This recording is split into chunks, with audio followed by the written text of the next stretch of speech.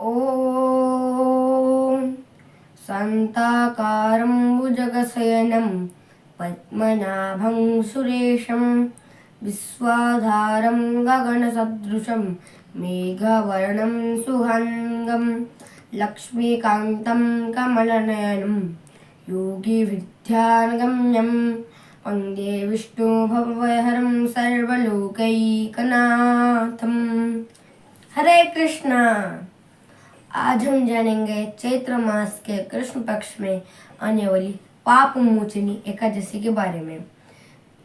वैसे तो हमारे लिए सारे प्रकार की एकादशी बहुत खास है, फिर भी अलग अलग एकादशियों के अलग अलग प्रकार के महत्व होते हैं। हमें भगवान की खुशी के लिए एकादशी व्रत को करना चाहिए। इसे भगवान बहुत खुश होते हैं। जैसे कि कोई बच्चा अगर पढ़ाई में कुछ अच्छा काम करता है या नौकरी में कुछ अच्छा काम करता है तो पिता माता को बहुत खुशी होती है, उन्हें बहुत गर्व होता है। ठीक वैसा ही भगवान हमारे पिता माता हैं। अगर हम भक्ति में आगे बढ़ते हैं, उनका बात मानते हैं, उनके जैसे उनके सारे काम करते हैं, उनके व्रत को पालन करते हैं तो भगवान बहुत खुश होते हैं। इस साल यह एकादशी 26 मार्च 2025 बुधवार को है और इसका पारण 27 मार्च 2025 गुरुवार को 5:44 से 9:49 तक है। पाप मोचनी एकादशी, इसके नाम पर ही इस एकादशी का महत्व और मतलब छिपा हुआ है। ब्रह्मांड पुराण में इस एकादशी के महिमा के बारे में वर्णन आता है। पाप मोचनी एकादशी मतलब इसके नाम पर ही इस एकादशी का राज छिपा हुआ है। यह एकादशी सारे पापों को हरण करने वाली, सारे पापों से मुक्ति दिलाने वाली एकादशी है। इसीलिए इसे पाप मोचनी एकादशी के नाम से जानते हैं।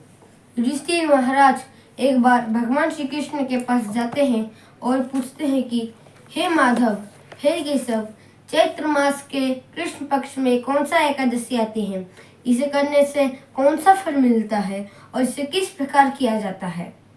भगवान श्री कृष्ण बताते हैं, हे धर्मराज युधिष्ठिर, सारे प्रकार के जीवों के मुक्ति के लिए मैं तुम्हें इस एकादशी के बारे में वर्णन जरूर करूंगा। जो इस एकादशी करता है उसके सारे पाप नष्ट हो जाते हैं। जो इस एकादशी को करेगा वो बहुत गुणवान और धार्मिक बन जाता है। इसलिए इस एकादशी व्रत की महिमा ध्यान पूर्वक सुने। प्राचीन काल में एक बहुत सुंदर पुष्प का वन था। वहाँ देवराज इंद्र विहार करने आते थे। वहाँ च्यवन ऋषि के पुत्र ऋषि मेधावी तपस्या करते थे। वे शिवजी के परम भक्त थे। कामदेव शिवजी के परम विरोधी थे। उन्होंने ऋषि मेधावी का तपस्या भंग करने के लिए सोचा। उन्होंने मंजू घोषा नामक एक स्वर्ग के अप्सरा को यह कार्य सौंप दिया। मंजू घोषा बहुत सुंदर अप्सरा थी। उसने ऋषि मेधावी को आकर्षित करने के लिए कोई भी कसर नहीं छोड़ा। उसने अपना प्रयास जारी रखा। फिर भी उसके मन में एक डर हमेशा सताती रहती थी कि कहीं ऋषि क्रोध में आकर उसको श्राप न दे दे। फिर भी वो अपना प्रयास तब तक जारी रखी। फिर वो अपने प्रयास में सफल भी हो जाती है। ऋषि उसकी तरफ आकर्षित हो जाते हैं। ऋषि मेधावी अपने घोर तपस्या त्याग करके मंजू घोषा के साथ रहने लगे। वो वन में विहार करने लगे। ऐसे देखते देखते बहुत दिन बीत गया। मंजू घोषा ने ऋषि से निवेदन किया कि मैं अब स्वर्गलोक जाना चाहती हूँ, पर ऋषि ने मना कर दिया। फिर कुछ दिन बाद मंजू घोषा ने फिर से ऋषि से बोला कि ऋषि, मैं अभी स्वर्गलोक जाना चाहती हूँ। तो ऋषि क्रोधित हो गए। मेधावी ऋषि समझ गए कि ये मंजू घोषा नामक अप्सरा मुझे और मेरी घोर तपस्या भंग करने ही केवल यहाँ आई थी। इसके कारण मुझे पाताल लोक जाना पड़ेगा। इसीलिए उन्होंने क्रोध में आकर उसे श्राप दे दिया कि तू अभी तुरंत पिशाचिनी हो जा। यह सुनकर वो फूट फूट कर रोने लगी। वो ऋषि के पैर पड़ने लगी और पूछे कि हे ऋषि, आप मुझे कृपया बताइए विनम्र होकर बताइए कि इस श्राप से मुक्ति मुझे कैसे मिल सकती है। तो ऋषि बताते हैं कि चैत्र मास के कृष्ण पक्ष में एक एकादशी आती है, उसका नाम है पाप मोचनी एकादशी। अगर तुम उस एकादशी को करते हो तो तुम्हें पिशाचों से मुक्ति मिल जाएगी और तुम सब लोग वापस चले जाओगे। फिर वो चले जाती है। ये सब होने के बाद ऋषि अपने घर चले जाते हैं और अपने पिता से कहते हैं कि वो सब अपना वृत्तांत सुनाते हैं।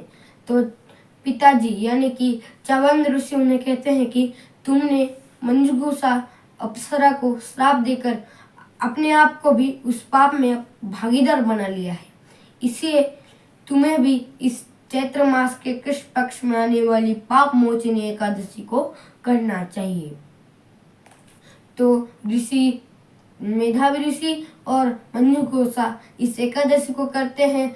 मेधावी ऋषि इस पाप मोचनी एकादशी को करते हैं और मंजुषा भी इस चैत्र मास के कृष्ण पक्ष में आने वाली पाप मोचनी एकादशी को करते हैं। तो मंजुषा अपने श्राप से यानी कि पिशाचिनी होने का श्राप से मुक्त होकर पूर्वावस्था को प्राप्त होती है और वो देवलोक यानी कि स्वर्गलोक सुख से जाने लगती है और ऋषि मेधावी भी अपने सारे पापों से मुक्त हो जाते हैं। तो इस कथा से हम जानते हैं कि इस एकादशी का कितना बड़ा महत्व है कि कोई पिशाचिनी योनि से भी मुक्त हो सकता है। अगर कोई भी इस एकादशी को करेगा उसके सारे पाप नष्ट हो जाते हैं।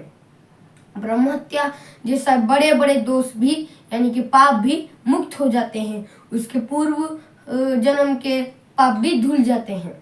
और एक बात ध्यान रखिए, अगर कोई इस पाप मोचनी एकादशी को करता है तो उसे 1000 यानी कि सहस्त्र गोदान करने का फल मिलता है, यानी कि 1000 बार गाय दान करने का फल मिलता है। तो आइए हम सब इस एकादशी को करने का कोशिश तो कर सकते हैं।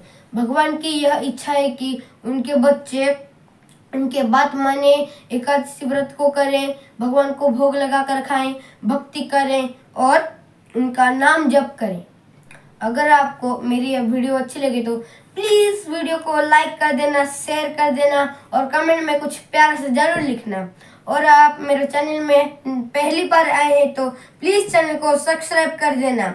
आपको पाप मोचनी एकादशी की बहुत सारी शुभकामनाएं। हरे कृष्णा हरि